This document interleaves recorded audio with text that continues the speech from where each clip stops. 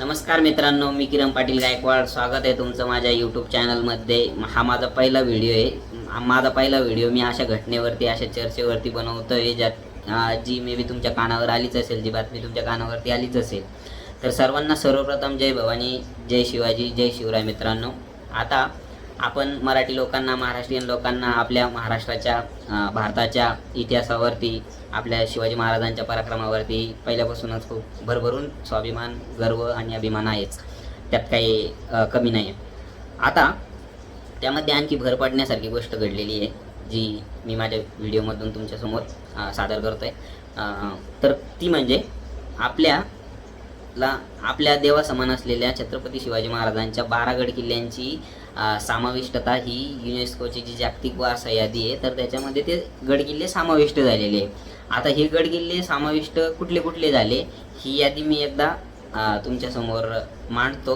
तर मी लिहून ठेवलेली यादी आहे, जेणेकरून माझ्या हातून काही चुका वगैरे घडू नये.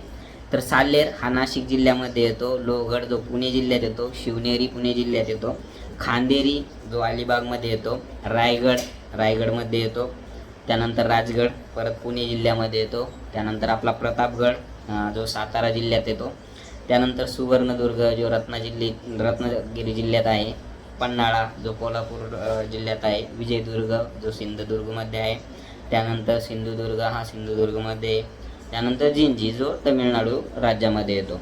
तर आता हे 12 जे गडकिल्ले, तर त्या गडकिल्ल्यांची समाविष्टता त्या युनेस्कोच्या जागतिक वारसा यादीमध्ये झाली. आता आपल्याला माहिती, छत्रपती शिवाजी महाराजांची पराक्रम, त्याची ख्याती सर्व जगभर प्रसिद्ध आहे, त्यात काही कमी नाही.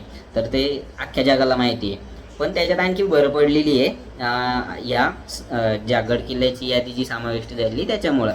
आता खरं तर ही गोष्ट अगोदरच घडायला पाहिजे होती, पण कुठंतरी आपण महाराष्ट्रीयन लोक, आपण भारतीय लोक यात कुठंतरी कमी पडलं आहे. आपलं पुरातत्व खातं कमी पडलं आहे आपल्या या गडकिल्ल्यांना प्रेझेंट करायला जागतिक पातळीवरती. त्याच्यामुळं लेट झालं आहे, पण ठीक आहे, आपण त्याच्याकडे दुर्लक्ष करू.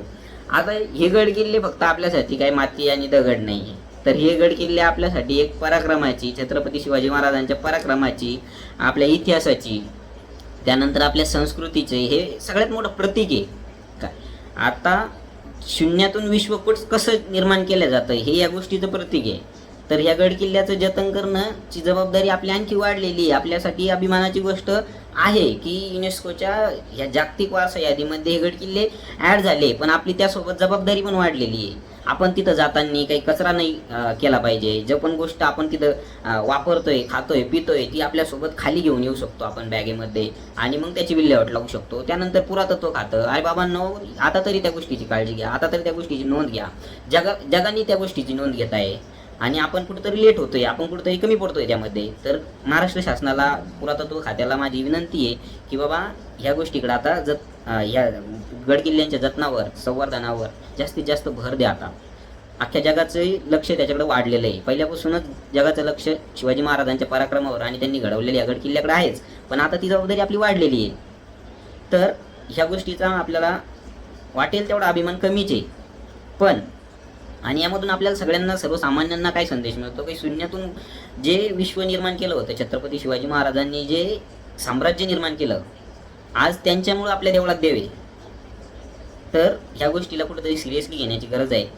सगळ्यात जास्त आपण पण एक सामान्य नागरिक म्हणून पण वागताना काही गैरवर्तन ह्या गडकिल्ल्यांवर झालं नाही पाहिजे, ह्या गोष्टीची काळजी घेण्याची गरज आहे.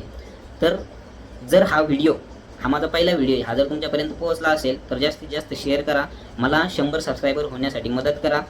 आणि जर माझ्या व्हिडिओमध्ये काही चुका असतील, काही सूचना असतील, तर त्या सूचना द्या, आपल्या कमेंटमध्ये ॲड करा. मी नक्कीच माझ्यामध्ये त्या गोष्टी बदल घडून आणेल. तर जास्तीत जास्त लाईक करा, शेअर करा, कमेंट करा, आणि एक आपल्या मराठी भावाला मदत करा. तर धन्यवाद. जय भवानी, जय शिवाजी.